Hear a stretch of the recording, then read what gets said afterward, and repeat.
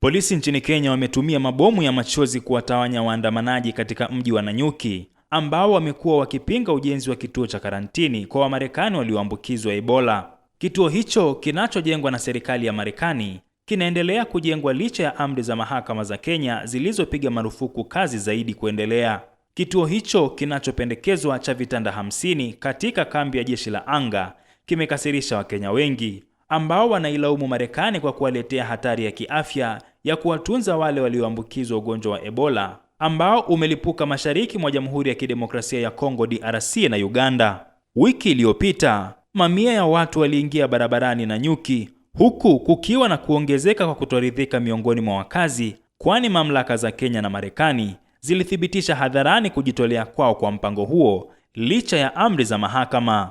Maandamano hayo yaligeuka kuwa ya ghasia na kusababisha vifo vya watu wawili na mmoja kujeruhiwa. Katika maandamano ya hivi karibuni, polisi walitumia mabomu ya machozi kuwatawanya vikundi vidogo vya waandamanaji. Mmoja wa waandamanaji alibeba msalaba mweupe uliokuwa na maneno heshimu Ebola kwa rangi nyekundu. Shirika la Afya Duniani WHO lilitangaza hali ya hatari ya afya ya umma duniani kote Mei 17 mwaka huu baada ya maafisa kugundua aina adimu ya bundibugyo ambayo waligundua imekuwa ikisambaa kwa wiki kadhaa nchini DRC na kuenea hadi nchi jirani ya Uganda.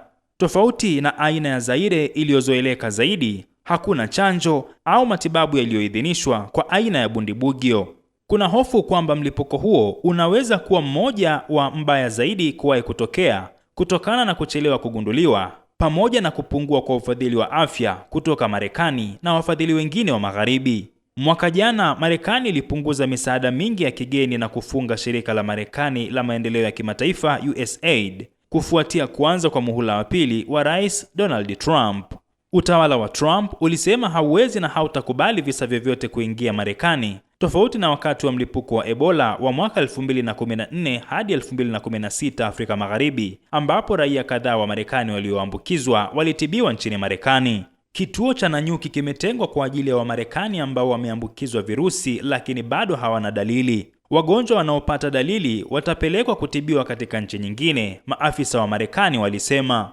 Ndege za kijeshi za Marekani zimeendelea kusafirisha wafanyakazi na vifaa hata baada ya amri za mahakama zilizopiga marufuku mpango huo, kulingana na vyanzo vya Marekani na kidiplomasia na data ya kufuatilia ndege, huku ndege kadhaa zikitarajiwa kutua wiki hii. Picha za satellite zilizopatikana na shirika la habari la Reuters zinaonyesha kuongezeka kwa hema nyeupe katikati ya eneo la ardhi yenye ukubwa wa takriban kilomita za mraba 0.046 sawasawa na ekari 11 lililosafishwa ndani ya kambi ya jeshi la anga ya Laikipia tangu Mei 27.